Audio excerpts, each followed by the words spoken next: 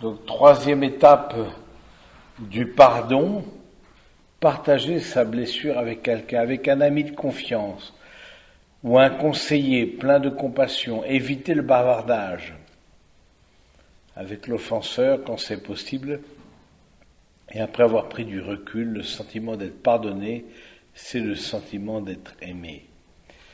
Alors, c'est vrai que c'est toujours important d'objectiver la blessure. Je veux dire, est-ce que c'est quelque chose d'objectif? Ou est-ce que c'est ma susceptibilité, mon ego, mon égoïsme qui a été blessé? C'est pas tout à fait pareil. Est-ce qu'il y a matière objectivement à pardon et donc aussi est-ce qu'il y avait eu vraiment offense? Ou est-ce que simplement on m'a remis à ma place et que moi je me suis senti, voilà, je suis monté sur mes grands chevaux et j'ai dit, ben non, moi je suis ceci, ceci, cela, et j'ai estimé être blessé alors qu'au fond on m'a remis à ma place. C'est pas pareil. Donc c'est important la présence d'un tiers aussi qui vient objectiver les choses, surtout en matière de blessures et d'offenses, parce que on a du mal. Ça nous a tellement touchés, ça nous a tellement fait mal que forcément on n'est pas objectif, forcément. Et donc peut-être on demande une réparation qui est excessive, peut-être on demande à l'autre un pas à faire qui est disproportionné. Voilà, donc ce que dit le père Montbourquette, je trouve ça intéressant de dire partager sa blessure avec quelqu'un. Alors, mais éviter les bavardages, c'est pas dans le sens de bavardage, c'est pas dans le sens de jacasser, je veux dire, c'est pas dans le sens de critiquer ou répandre une mauvaise réputation sur l'autre. Si tu savais comment est mon beau-père, comment ma belle, surtout les belles-mères, pauvres femmes. Mais un jour, on est la belle-mère de quelqu'un, donc du coup, on se calme un peu, donc du coup, on finit par finalement être un peu plus, c'est ça, charitable, et voilà. Et voilà, et ce sont des personnes comme les autres. Mais attention au bavardage. C'est pas le fait de se répandre, vous voyez, c'est pas le fait de se répandre auprès d'autres. Si tu savais ce que m'a fait, qui va être la source du pardon, c'est juste le fait de partager sa blessure avec quelqu'un, en particulier des personnes de confiance. C'est-à-dire, à ton avis, est-ce qu'il y a objectivement une offense? Est-ce qu'il y a quelque chose qui ne va pas? Le quatrième point, c'est identifier ce qui m'a blessé pour en faire le deuil. Quatrième point, donc, identifier ce qui m'a blessé pour en faire le deuil. Qu'est-ce qui nous a atteint? Qu'est-ce qu'on a perdu? Quelles sont les valeurs ou les domaines de notre vie où on a été touché, offensé? On reconnaît qu'on a été offensé, c'est la deuxième étape. La troisième, on le partage. Et ensuite, on identifie, voilà, ça m'a fait perdre la joie. Ça m'a fait perdre la confiance. Ça m'a fait perdre l'accueil de l'autre. Donc c'est intéressant de découvrir aussi que dans cette quatrième étape, il y a un deuil à faire d'une manière ou d'une autre. Un deuil à faire d'une certaine perfection, un deuil à faire d'un certain amour-propre, mais au-delà de l'amour-propre, peut-être un deuil à faire de ce que j'ai perdu dans la bataille, parce qu'on laisse des plumes. Je laisse des plumes, et bon, eh bien, je sais que ces plumes-là, je les récupérerai pas. Je n'en sortirai pas indemne du pardon.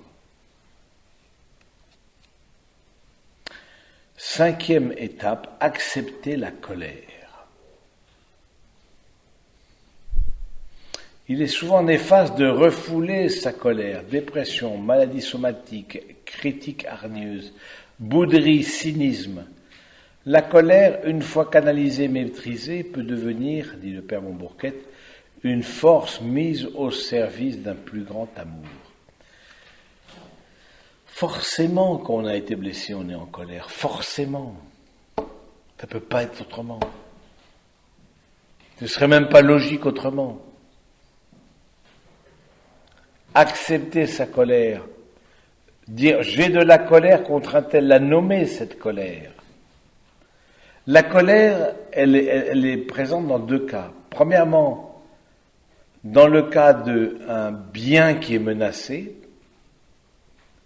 Deuxièmement, dans le cas qu'un mal est présent. Donc, premièrement, dans un cas où un bien est menacé, le bien, comme par exemple la communion dans ma famille, l'intégrité de mon couple, la réputation de quelqu'un qui m'est cher, un bien qui est menacé, ou dans le deuxième cas, quand un mal est présent, quelqu'un qui s'attaque à mal, comme par exemple, évidemment, on ne peut pas ne pas penser à des personnes qui veulent agresser, toutes les formes d'agression, agression verbale, agression physique, harcèlement. Vraiment, il y a quelque chose, non seulement c'est une menace, mais là, on est passé plus loin. Il y a eu un mal, il y a eu quelque chose de objectivement mauvais qui a été accompli contre moi ou contre ceux que j'aime. On a cassé un de mes enfants à l'école, par exemple. On l'a complètement mis de côté. On s'en est moqué. Donc c'est plus simplement une menace, on est passé à l'acte. Donc c'est intéressant de se dire que accepter sa colère fait partie des étapes du pardon.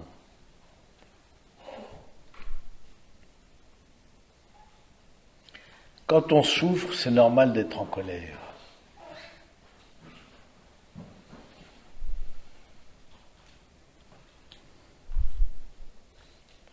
Parce qu'on n'est pas fait pour le mal, on n'est pas fait pour la souffrance, on n'est pas fait pour ces menaces sur nous-mêmes, notre intégrité ou celle de notre famille. On n'est pas fait pour ça. Il y a quelque chose qui en nous se révolte.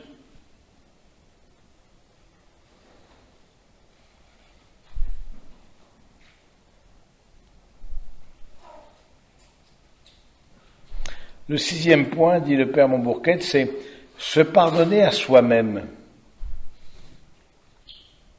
Prendre conscience de la haine de soi-même. Le principal obstacle qui nous empêche de pardonner, c'est l'incapacité de se pardonner. On se culpabilise, on se sent fautif, on se dévalorise, on éprouve quelques difficultés à s'aimer.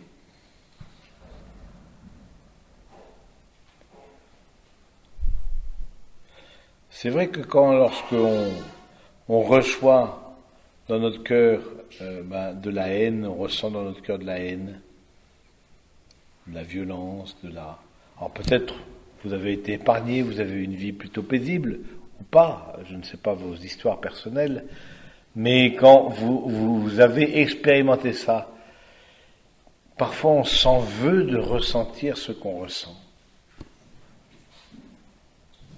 On s'en veut de ressentir ce qu'on ressent. Mais pourquoi est-ce que je suis si mauvaise au fond ?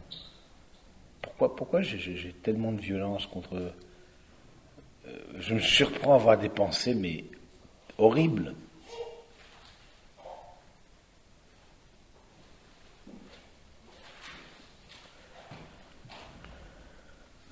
Donc se pardonner à soi-même, de dire, ça fait peut-être partie du chemin que de reconnaître ces pensées horribles.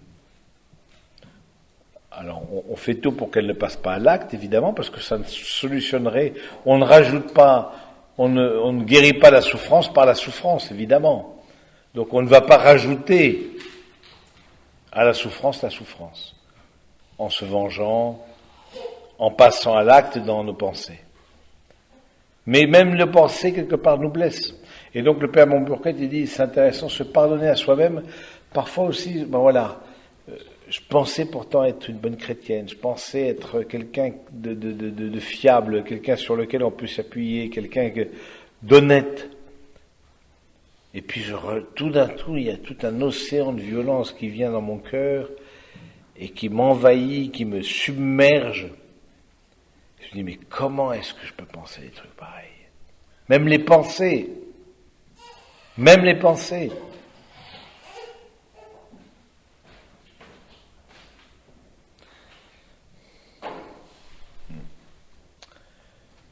Septième étape, comprendre l'offenseur. Comprendre l'offenseur ne signifie pas l'excuser, ou encore moins le disculper. Le comprendre, c'est porter un regard lucide sur lui pour saisir toutes les dimensions de sa personne et les motifs de sa faute.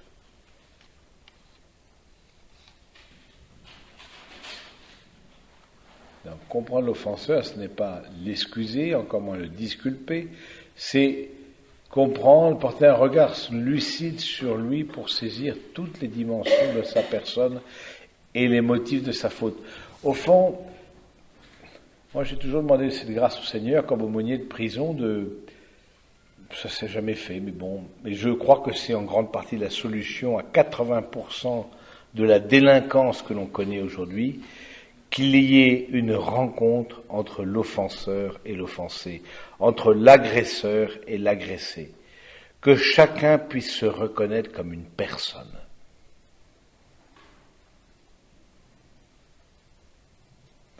La prison, oui, dans certains cas, mais dans 80% des cas, ça ne sert à rien.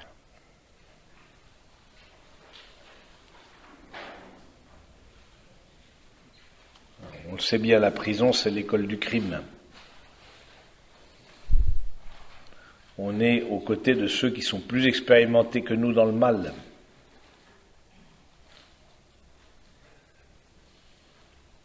Surtout qu'on est jeune, primo-délinquant, a fortiori mineur. Ça ne veut pas dire qu'on laisse aller.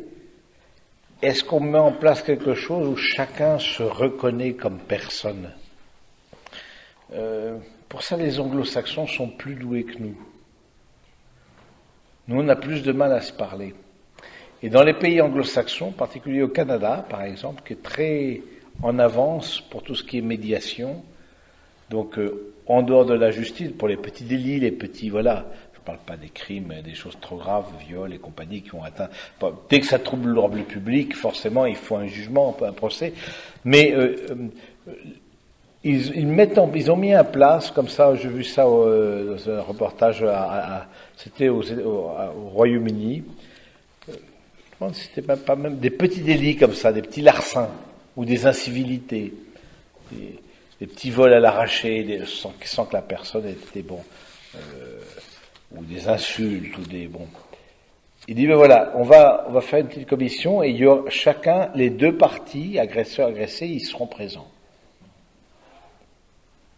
Et pour certains jeunes, en tout cas le témoignage disait ainsi, le fait d'entendre de la bouche de l'autre « je te pardonne »,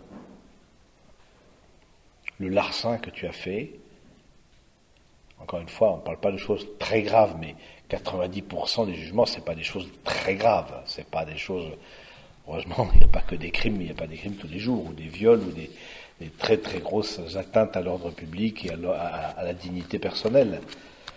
Mais en revanche, oui, il peut y avoir, voilà, on arrive, on casse quelque chose, on tague la boutique de quelqu'un, ou on manque de civilité, des incivilités. Et au fond, le fait d'entendre dire « je te pardonne » pour ces jeunes-là, qui bien souvent, je veux dire, les chiens font pas les chats, c'est des personnes qui viennent d'une grande misère aussi, morale, ce que le pape Jean-Paul II appelait la structure de péché. Quand j'étais en Argentine, tous les prisonniers venaient des bidonvilles, c'est quand même étonnant. Les autres, non. Ils n'ont pas d'offense, ils ne commettent pas il y a rien. Et je trouve ça intéressant de dire au fond que la rencontre de chacun, de comprendre l'offenseur, de rencontrer l'autre comme une personne, de le découvrir non pas comme quelqu'un qui est capable simplement de faire le mal, mais de connaître son histoire, lui demander un changement. Oui, le pardon, c'est pas sans exigence. C'est pas, vas-y, t'es bien gentil, mon petit gars, recommence. Non, c'est pas pardonner ça. Le pape François, c'est intéressant, lorsqu'il parle de la confession, il dit il y a deux classes de confesseurs. Il y a ceux qui disent mais non, mais c'est pas grave. Il y a ceux qui te condamnent tout de suite aux enfers et te disent c'est un péché mortel. Il dit, aucun des deux n'est un bon confesseur. C'est pas celui qui te dit, mais non, continue mon grand, ma grande, à mentir, mais non, mais ce sont bons, voilà, qui ne l'a pas fait, et puis, etc. Non, c'est pas ça le bon confesseur. Mais c'est pas celui non plus qui te met sur les épaules un joug et une culpabilité telle qui t'empêche d'avancer.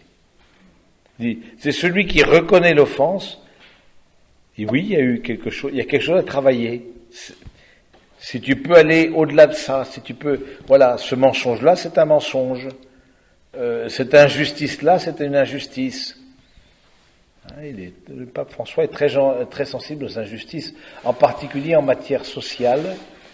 Il raconte souvent cette histoire de cette femme qui, moi je vois très bien le style, en Argentine, va le voir. Il était évêque de Buenos Aires.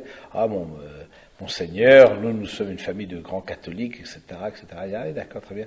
Vous avez une femme de ménage? Oui, oui. Vous la déclarez? Ah ben d'accord, si vous allez par le détail, quand même, maintenant, vous voyez, et lui dit la cohérence de vie, l'importance de la cohérence de vie. Et de ce point de vue-là, c'est intéressant de découvrir justement que comprendre l'offenseur, ça ne veut pas dire qu'il n'y a pas eu offense. Ça veut dire, tu m'as fait du mal. Est-ce que tu comprends le mal que tu m'as fait? Tu es rentré chez moi, tu m'as fait peur, tu as abîmé un bien que j'ai peut-être mis des années à acquérir, tu m'as insulté dans la rue, tu m'as pris un sac comme ça à la tire, vol à la tire, et puis j'ai dû, voilà, et je suis tombé, que sais-je. Est-ce que tu comprends le mal que tu m'as fait?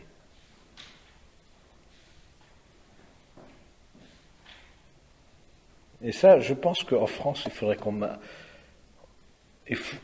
qu'on mette en place des trucs comme ça. Des lieux de parole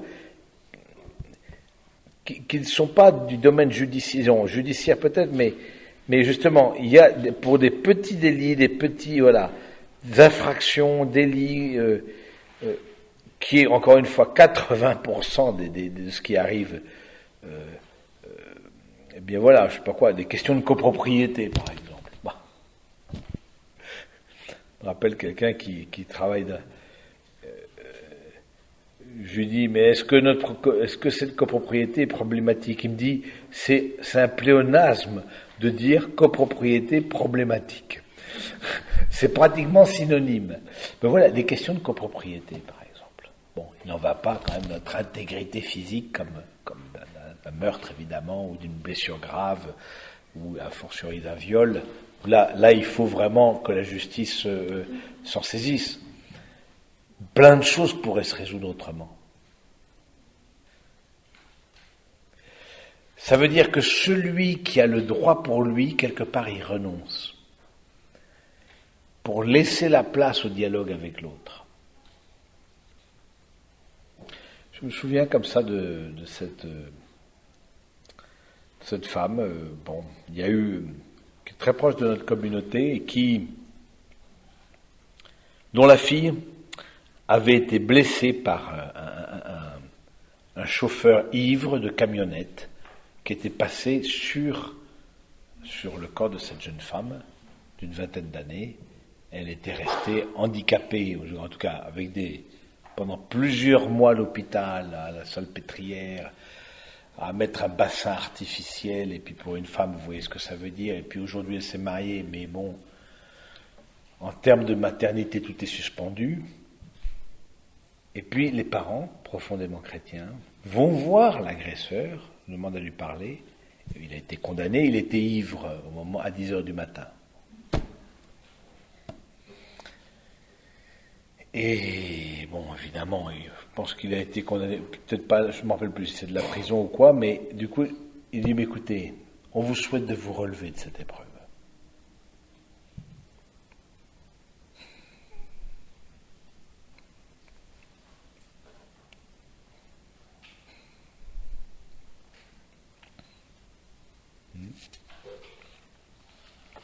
Alors que c'était eux qui étaient dans l'épreuve.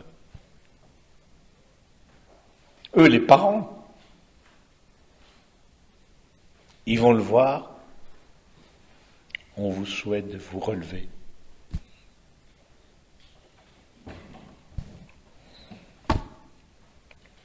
Ça, c'est des chrétiens. C'est des chrétiens.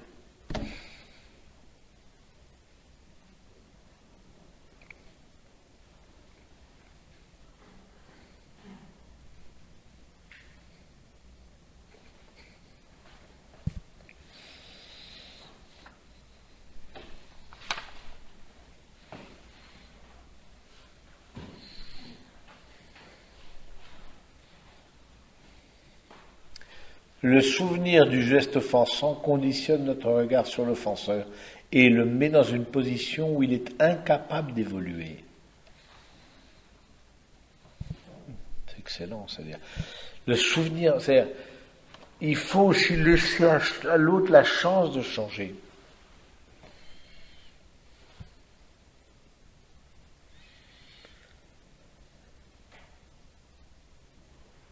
Un mensonge ne fait pas un menteur. Un vol ne fait pas un voleur. Et c'est Aristote qui dit, quand il parle de la morale, il dit, le vice comme la vertu demande la multiplicité des actes.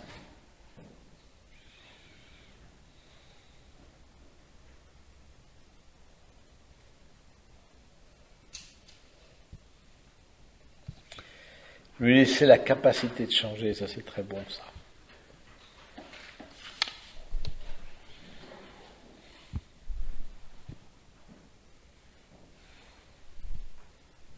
Il nous est difficile d'appliquer la parole de Jésus.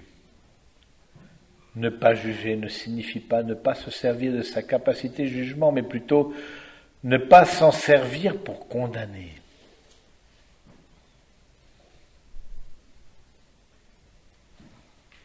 Ne pas s'en servir pour condamner. Il n'est pas interdit d'être intelligent, c'est même plutôt recommandé. Mais au moins que cette intelligence, si on voit la fragilité de l'autre, ne soit pas utilisée pour condamner. L'intelligence est une lumière. Et nous croyons que cette lumière vient de Dieu.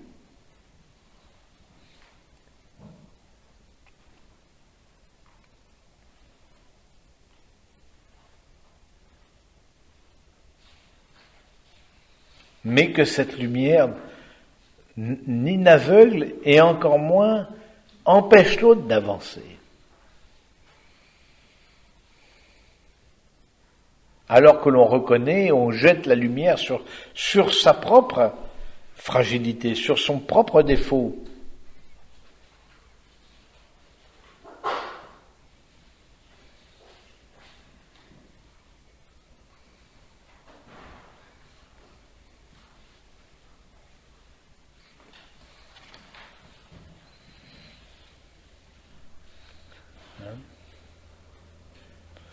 Une meilleure compréhension des antécédents familiaux, sociaux et culturels d'une personne aidera à lui pardonner. Comprendre une personne, c'est accepter de ne pas tout comprendre. Ça, c'est pas mal, ça. Comprendre une personne, c'est accepter de ne pas tout comprendre. Au fond, c'est intéressant de se dire que comprendre l'offenseur, c'est aussi dire qu'il y a quelque chose de mystère qui nous échappe et qu'il y a des choses qu'on ne pourra, comprendre que dans le face-à-face avec Dieu et qui appartiennent. Ça ne veut pas dire qu'il n'y a pas une justice à faire, mais ça veut dire simplement que parfois il y a des gestes qui sont incompréhensibles, quoi. Même si on analyse les antécédents familiaux, sociaux, culturels, on n'arrive pas à comprendre comment telle personne ait pu poser tel acte.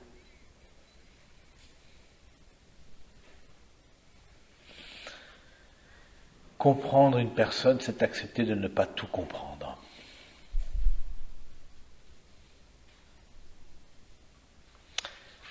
La 8e étape, dit le Père Montbourquet, c'est trouver dans sa vie un sens à l'offense. Personne d'autre que soi ne saurait parvenir à trouver un sens à la perte que l'on vient d'encourir. une aide amicale ou spirituelle peut nous être utile. Premier temps, faire le deuil de la situation précédente avant d'être offensé. J'étais bien, maintenant je suis mal. Deuxième temps, acquérir une meilleure connaissance de soi et de ses projets futurs. Troisième temps, réorganiser sa vie en fonction d'un nouveau départ. Premier temps, faire le deuil de la situation précédente. Deuxième temps, acquérir une meilleure connaissance de soi et de ses projets futurs. Troisième temps, réorganiser sa vie en vue d'un nouveau départ. Au fond, les redire. Premier temps, faire le deuil de la situation précédente. Avant d'être blessé, voilà, j'étais bien, on était une famille unie, et puis il y a eu un deuil, et puis il y a eu une blessure de quelqu'un, et puis bon, voilà, on fait le deuil de la situation précédente. Bien souvent on idéalise aussi. Deuxième temps, acquérir une meilleure connaissance de soi et de ses projets futurs, c'est-à-dire acquérir en quoi cette blessure-là va m'aider à me connaître moi-même.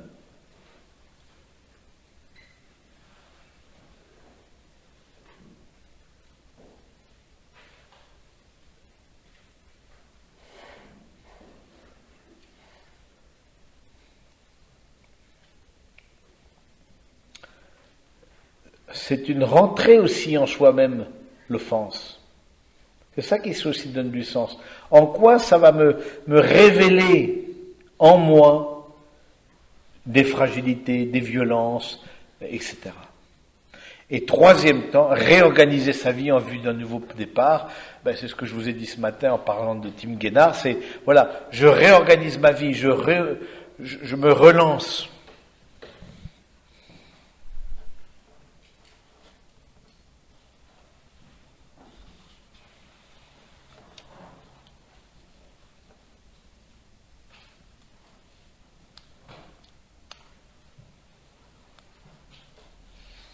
J'avance de nouveau.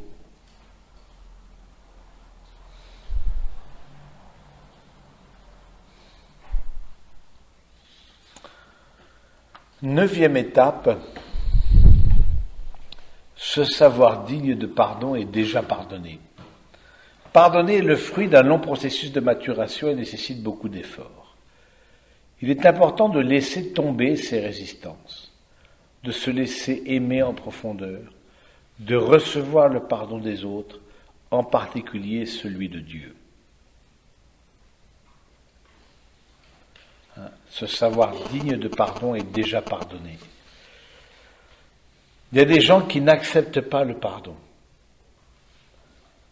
Ce que j'ai commis n'a pas de mots.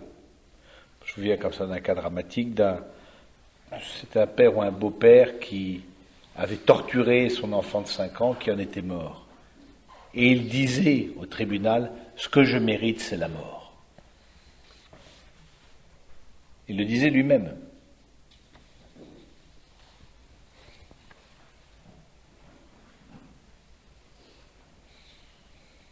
Cet homme-là, il y aura certainement tout un processus pour qu'il se sente digne de pardon et déjà pardonné.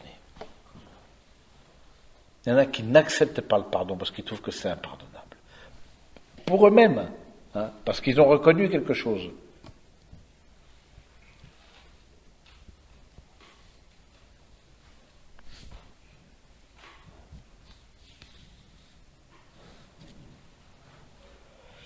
Le 10e point, c'est cesser de s'acharner à vouloir pardonner. Cesser de s'acharner à vouloir pardonner.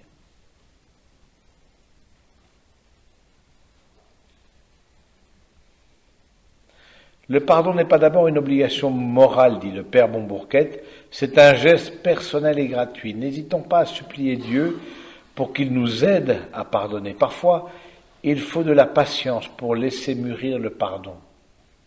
Je vous ai dit l'histoire ce matin de Maïti Guertamer, avec les tortures. Il faut parfois laisser du temps pour que le pardon mûrisse. Il faut de la patience pour laisser mûrir le pardon.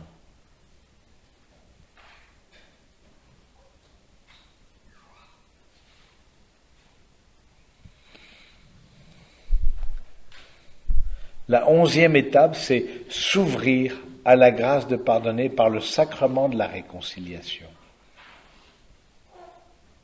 S'ouvrir à la grâce de pardonner par le sacrement de la réconciliation.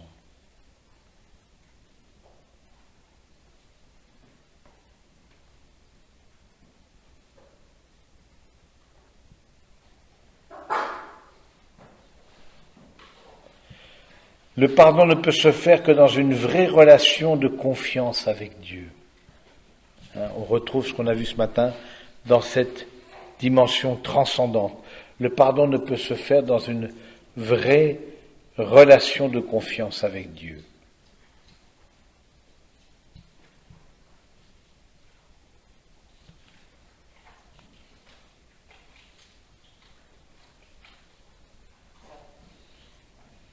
Au fond, retrouver une intimité avec le Seigneur qui ira au-delà de l'offense. Retrouver une pureté, une beauté, comme est celle du Seigneur, qui ne peut être entachée par l'offense.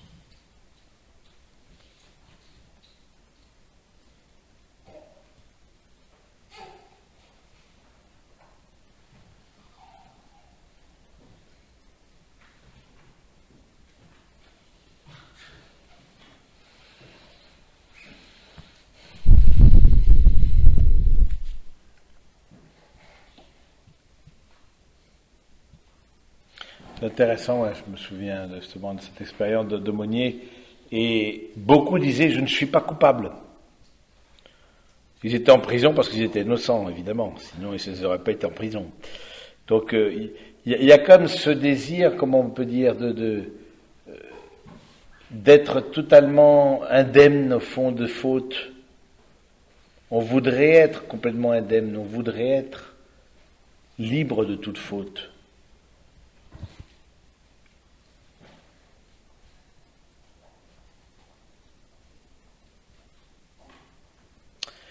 Et la 12e étape que le Père Montbourquet met, décider de mettre fin à la relation ou de la renouveler. Le pardon n'est pas la réconciliation, on a vu ça ce matin. De mettre fin à la relation ou de la renouveler. Décider de mettre fin à la relation ou de la renouveler. Le pardon n'est pas la réconciliation, il est parfois préférable de ne pas se réconcilier. Voire il est parfois impossible de le faire dans le cas de décès, ce qu'on a vu ce matin. Mais parfois on peut renouveler une relation quand l'autre reconnaît sa faute. Et puis, au fond, aller plus loin, bon, c'est ce qu'on a déjà vu ce matin, aller plus loin dans... Donc je trouve ça intéressant, ces étapes.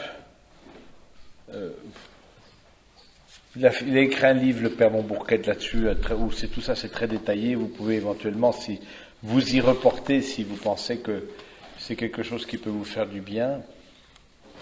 Mais en tout cas, je pense que nous avons, nous comme chrétiens, à travailler là-dessus. Non seulement à travailler là-dessus, mais à être signe pour les autres. À être signe pour les autres. À demander au Seigneur cette grâce particulière d'un amour qui va plus loin que l'offense.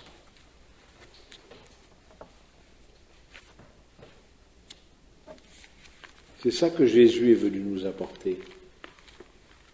Un amour qui va plus loin que l'offense. Déjà, il nous l'apporte dans sa personne, mais aussi dans le baptême, cette capacité que nous avons d'aller au-delà du mal.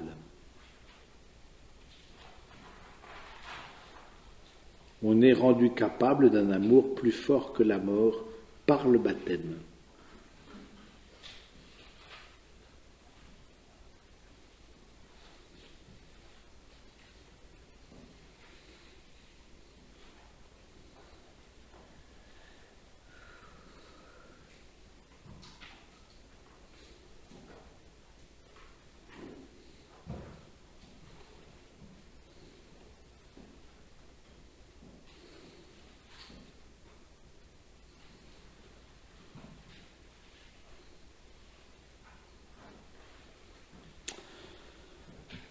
Vous avez peut-être des questions, mes amis? Oui. Qu'est-ce que vous pensez de cette affirmation? Pour pardonner, il faut que l'offenseur ait demandé pardon. Alors, pour se réconcilier, j'allais dire. Pardonner, on a vu ce matin que c'est une démarche personnelle. Pour se réconcilier, il faut que l'offenseur ait demandé pardon, oui. Mais pardonner, si l'offenseur ne demande pas pardon, je peux toujours pardonner. C'est-à-dire, intérieurement, faire un chemin intérieur et penser à l'autre paisiblement. Voir, mais restons modestes, lui désirer du bien et s'attrister du mal qui l'accable. Mais au moins, ne pas lui désirer du mal. C'est un des signes du pardon. Mais pour la réconciliation, oui, il faut que l'autre ait reconnu sa faute. C'est indispensable. Pour la réconciliation. Réconciliation. Il faut qu'il ait reconnu, ou qu'elle ait reconnu sa faute. Maintenant, c'est pas parce que l'autre reconnaît sa faute qu'il y a forcément réconciliation, parce que j'avais, comme je vous l'ai dit, comme aumônier, j'avais beaucoup ce désir que agresseur et agressé se rencontrent. Et que les deux puissent, d'une certaine manière, avec des intermédiaires, des médiateurs, dialoguer. J'ai pas eu cette grâce quand j'étais aumônier de prison, ça s'est pas donné. Et je peux comprendre pourquoi. Un jour, comme ça, il y a la veille d'un procès, évidemment, les personnes qui sont en prison sont tout à fait promptes à demander pardon pour éviter la sentence trop lourde. Quand il s'agit de meurtre, là c'était un meurtre, un homicide. Et la personne qui commet l'homicide me dit ouais, est-ce que tu pourrais pas aller voir un tel? Je sais qu'il est chrétien, dis-lui que je lui demande pardon et qu'il me charge pas trop lors du procès. C'est rarement désintéressé. C'est rarement dans une démarche spirituelle pure et mystique. C'est très bon, je ferais pareil. Et bon, c'est que des gens, des bidonvilles, des gens aussi très très pauvres, etc. Bon, on suppose que c'était... Donc, sincère, on peut au moins laisser une porte ouverte, même si on n'est pas complètement naïf. Et donc, du coup, je vais voir la personne en tant que telle. En fait, c'est un homme qui avait tué... Il y avait deux frères célibataires, assez âgés, d'une 70 ans à peu près, agriculteurs les deux, et qui ont été agressés parce qu'il faut savoir qu'en Argentine, on paye les récoltes en liquide, en espèces. Il y a un système de chèques, on ne fait pas trop confiance parce qu'ils ont été un peu vaccinés avec le système bancaire argentin, et donc on ne fait pas trop confiance au système bancaire. Donc les chèques, on n'aime pas trop ça, ni les virements. On préfère les dollars, les billets verts, là c'est du tangible. Mais c'est 30 000, 40 000 dollars en espèces, donc c'est des très grosses sommes. Et il savait qu'il avait vendu sa récolte. Qu'ils avaient, ces deux frères célibataires, qu'ils avaient vendu leur récolte et qu'au fond, ils avaient l'argent chez eux. Et ils rentrent dans la ferme, etc. Et puis finalement, les agressent, donne-nous l'argent, des hommes âgés, plus de 70 ans. Et du coup, quand je vais voir celui qui a survécu, le frère qui a survécu, parce que l'autre en est mort, il m'a raconté la scène. Il m'a dit, c'est un grand gaillard, celui qui demandait pardon, un homme d'une quarantaine d'années, bâti comme un stentor, quoi, une force de la nature qui a pris mon frère par les cheveux, l'a tapé la tête contre les pierres, donne-moi l'argent, tout ça sous l'effet de la drogue ou de l'alcool. Et puis, et l'autre en est mort, il n'a pas survécu. Et il me dit, mon père, moi je suis catholique, chrétien, qu'est-ce que je vais faire? Seul, dans l'agriculture, on ne peut rien faire. Pour atteler la remorque tracteur, il faut être deux. Mon frère et moi, on était comme les deux doigts de la main. qu'est-ce que je vais faire maintenant? Ben, je vais vendre ma propriété, et puis je vais prendre ma retraite, mais mettez-vous à ma place. Moi, ma vie, elle est finie. Et donc, bon, alors, je n'ai pas eu l'indécence de demander est-ce que vous acceptez le pardon, parce que je sentais que il faut aussi un temps pour ça. Mais je crois que le fait que reconnaître l'offense, c'est pas pour ça que l'autre pardonne, parce que l'autre reconnaît l'offense. En même temps, la guérison viendra par la reconnaissance et l'accueil du pardon de l'autre.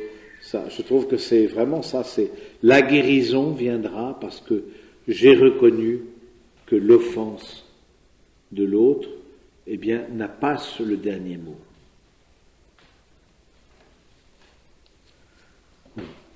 Oui.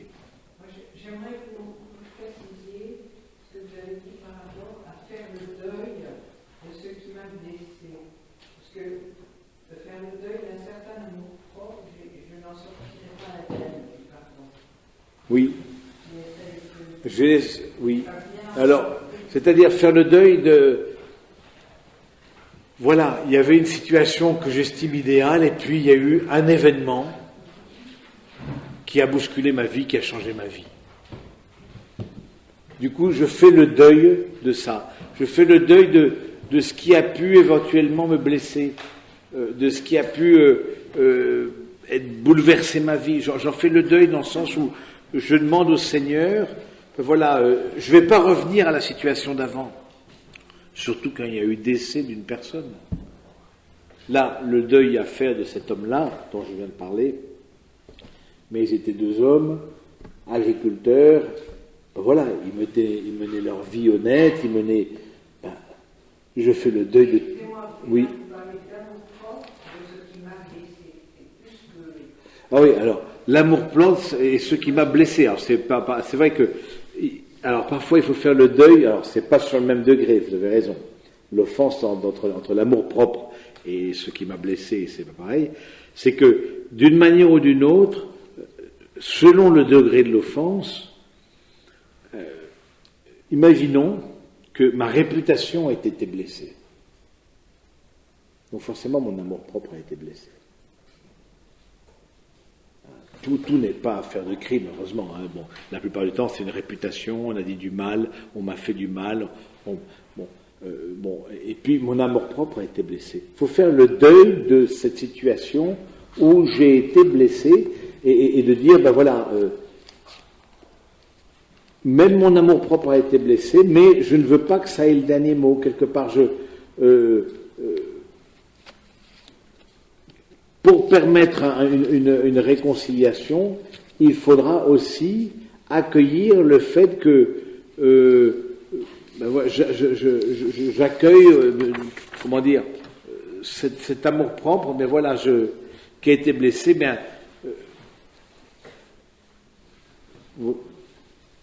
peut-être ma réputation, peut-être mon honneur, peut-être ont été mis à mal. Mais je décide d'en faire le deuil de ça. Et je ne sors pas indemne du pardon, ça c'est vrai. Je laisserai des plumes. C'est-à-dire que on reviendra jamais à la situation d'avant. Jamais.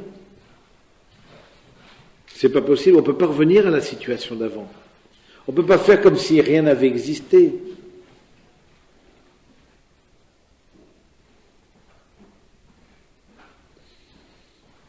Mais, là on entend résonner dans notre tête, ou moi en tout cas moi j'entends, c'est un peu la déformation professionnelle si j'ose dire, l'exultète de Pâques.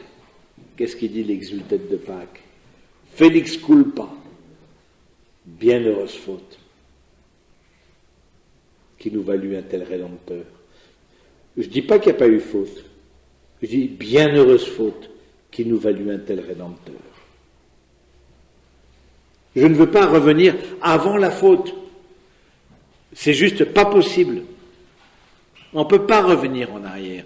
D'autant plus s'il y a eu des actes complètement définitifs, des blessures, des physiques, des deuils physiques, etc. On ne peut pas revenir en arrière. J'ai perdu mon emploi à cause d'un mensonge. J'ai perdu mon honneur à cause de calomnie. J'ai peut-être perdu mon couple à cause de ça. On ne peut pas revenir en arrière. Donc le pardon, c'est pas revenir comme, c'est pas, on n'efface pas le tableau, hein, tu vois, le tableau noir, on l'efface pas, voilà, il n'y a rien eu. Non. Il y a eu. Je fais le deuil d'une situation qui était antérieure, qui était bonne, et c'est vrai qu'elle était bonne. Un travail, un couple, une intégrité physique, ou la vie. Et maintenant, ça n'est plus. Eh bien, j'en fais le deuil, et du coup, forcément, je laisse des plumes dans ce pardon-là. Je ne sais pas si ça s'éclaire un petit peu plus, si c'est un petit peu, pas toujours facile à comprendre, mais...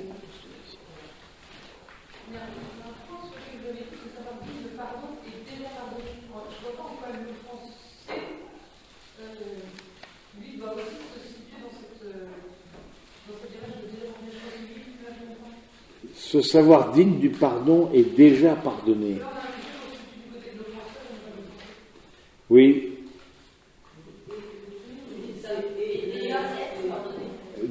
Ce savoir digne de pardon est déjà pardonné et accent aigu. Oui, déjà être pardonné. Je me sais digne du pardon et déjà pardonné. Donc, du coup, oui, parce que c'est important de savoir. En théologie, on manie une catégorie, j'allais dire intellectuelle, qui dit le déjà et le pas encore. Ça vous dit quelque chose? Déjà et pas encore. Le déjà et le pas encore, c'est déjà je suis dans la résurrection, mais pas encore dans le face-à-face avec Dieu. Déjà je suis dans la communion, mais pas encore dans une communion plénière entre nous. Oui, donc je suis déjà pardonné. On affirme le pardon, mais pas encore accompli. Je me sais digne, comment c'est marqué, je me sais savoir digne de pardon et déjà. Oui. Pour pouvoir pardonner, il faut déjà avoir été pardonné. Mais, oui, d'abord avoir été pardonné soi-même et savoir que c'est possible. Que c'est possible. Ce savoir digne de pardon est déjà pardonné. Pardonner est un long processus de maturation et nécessite beaucoup d'efforts. Il est important de laisser tomber ses résistances, de se laisser aimer en profondeur, de recevoir le pardon des autres, en particulier celui de Dieu. Il y a des gens qui ne veulent pas être pardonnés. Ce que j'ai commis est impardonnable. Mais là, dans le processus, c'est pas celui qui a commis, c'est celui qui commet qui dit ça. Ouais, c'est ça. Dans le processus, je me sais digne de pardon, moi qui ai offensé, moi qui ai agressé, moi qui ai tué, je me sais digne de pardon et déjà pardonné. De l'offenseur. Mais tous les autres étapes, c'est moi dans le compte, c'est oui, les autres étapes, mais là, on parle aussi, c'est important pour qu'il y ait en tout cas une réconciliation là. Il faut que, parce que c'est pas l'offensé qui va se sentir déjà pardonné, ça veut rien dire. C'est l'offenseur. Il faut que, s'il reconnaît pour le coup d'une réconciliation, peut-être on peut, pour être plus précis, il faut que l'autre puisse accepter ça. Il y a des gens qui n'acceptent, il y a des gens qui ont du mal à se pardonner des choses. Ils ont du mal à se pardonner. Et on voit, encore une fois, dans les fins de vie, etc., comme il y a parfois des lucidités qui sont données, et des gens qui disent, je demande pardon pour tout le mal que j'ai fait. Ça se voit. C'est des grâces en même temps.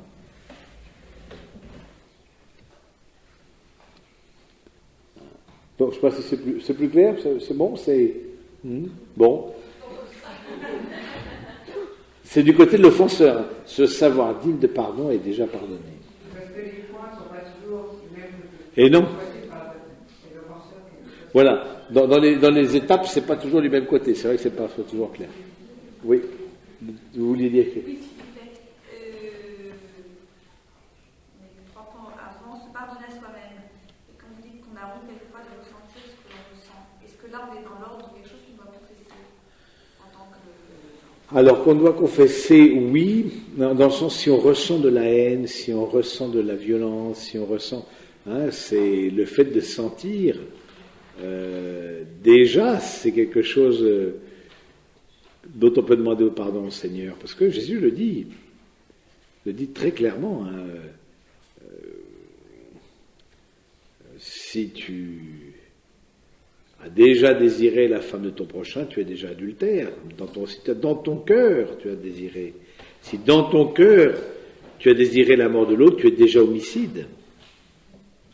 Alors, tu ne peux pas passer à l'acte. Mais Jésus, il vient sonder les cœurs. Et donc, dans le fort, ce qu'on appelle le fort interne, le fort interne, c'est-à-dire dans notre intimité, bien oui, je pense que c'est important, c'est le lieu, justement, la confession pour demander au Seigneur pardon pour les péchés en pensée, en parole, par action et par omission. En pensée. Ah non, en pensée. Parce que le problème, c'est que de la pensée, on peut vite passer à l'acte, en action et en omission. C'est en pensée. J'ai déjà dans mon cœur pensé. C'est comme ça que vient le péché. J'ai déjà dans mon cœur pensé, envisagé la chose. Et que l'on soit l'offenseur ou l'offenseur? Ah ben dans les deux cas. Parce que là, ça concerne Ah, tout le monde, ça concerne tout le monde. C'est sûr que quand on est en pensée et qu'on a une irritation, alors on ne connaît pas, on a tué l'autre. Ah ben c'est évident. Même offensé qu'on est. Mais bon, même offensé qu'on est. Bien sûr. On a envie que l'autre disparaisse, on a envie de lui faire du mal, qu'il paye, qu'il trinque. Mais bien sûr que c'est humain, je dis pas que c'est... Mais perdonare est divino. C'est divin. C'est pas pareil. On joue pas dans la même cour. Oui, certainement. Et c'est vrai que les chrétiens ont été quand même, bon, c'est pas les seuls à pardonner, grâce à Dieu, mais dans les martyrs, par exemple, beaucoup ont pardonné à leurs bourreaux, en face d'eux. Leur a dit, je vous aime. Qu'est-ce qu'il faut faire quand l'offenseur ne reconnaît pas? Je sais pas. Est-ce que j'ai le droit au joker? Quand l'offenseur ne reconnaît pas l'offense, on sait rien. Il faut prier. Mais on peut soi-même pardonner intérieurement. Il faut peut-être lui donner du temps, mais parfois ça ne viendra jamais. J'ai lu cette phrase l'autre jour, comprendre, c'est pardonner. Est-ce que c'est vrai? C'est une étape. En tout cas, comprendre, et il y a marqué là, le Père Montbourquet, il en parle justement d'essayer de comprendre l'autre. Ça aide à pardonner. D'essayer de se mettre à la place de l'autre. C'est ça. Comprendre l'offenseur ne signifie pas l'excuser, c'est la 7e étape, et encore moins le disculper. Le comprendre, c'est porter un regard lucide sur lui pour saisir toutes les dimensions de sa personne et les motifs de sa faute. On peut comprendre l'autre, mais il y aura un pardon possible, mais pas forcément une réconciliation quand l'autre ne reconnaît pas. Vous avez bien vu la différence entre pardon et réconciliation. Parfois, on peut comprendre, mais la personne en face de soi ou l'offenseur ne se rend pas compte. Non. Alors, on peut éclairer sa conscience en lui disant, écoute, Consciemment, il ne sait pas qu'il est en train d'offenser cette personne. alors, s'il est en train, on peut le lui dire. Maintenant, on peut aussi, on n'a pas à se laisser détruire, ça j'en ai parlé ce matin, on n'a pas à se laisser détruire, on n'a pas à se laisser entamer dans son intégrité, encore moins sa famille, son honneur. Il y a des limites à mettre, parfois des distances à mettre. Si l'autre ne reconnaît pas, mais là parfois c'est des questions psychiatriques aussi, je veux dire, c'est des problèmes psychiatriques. En prison, beaucoup de gens sont atteints de maladies psychiatriques. On les met en prison parce qu'on ne sait pas où les mettre. Et donc du coup, oui, c'est vrai que quand l'autre ne reconnaît pas, je peux éventuellement prier, je peux faire tout ce que je veux, mais peut-être qu'il n'a pas la lucidité, ou là il y a un orgueil, ou peut-être ça ne viendra jamais. parce qu'il n'a pas une conscience assez éclairée pour voir sa faute. Mais est-ce que ce n'est pas le cas de chacun de nous? Et quelquefois, ça va aussi qui nous est donné de comprendre en quoi notre attitude à nous peut provoquer l'autre À la violence. à quelque chose. Oui, oui, oui, on peut. Voilà. Ah, vas-y, oui, allez-y. Comme ça, juste dans. J'utilisais le mot crime comme si c'était synonyme de meurtre. Pas toujours. Ah oui, c'est un crime, ah voilà, c'est un crime. C'est ça. Le vol, c'est un crime. C'est un crime. Les crimes et les délits, c'est ça. C'est ça. C'est au-dessus des délits. C'est pas un homicide forcément un crime. Donc oui, bah, c'est bien. Au point juridique, merci voilà. De le préciser, les crimes et les délits, les crimes ne sont pas forcément des homicides. Donc alors c'est vrai que dans la vie courante, on met les deux ensemble. Ah, oui. Alors oui, rapidement. Dernière question. Tu as dit, il faut pardonner 70 fois, 7 fois. Est-ce que pour vous, ce sera un indice en nombre ou c'est plutôt qu'il faut savoir pardonner tout le temps? Eh bien oui, c'est ce qu'il dit. 70 fois 7 fois, ça veut dire tout le temps. C'est pour ça que le pauvre Saint-Pierre était complètement désarçonné, parce que voilà, voilà, je pense que c'est quelque chose qui est seulement que le Seigneur donne lui-même, non hein,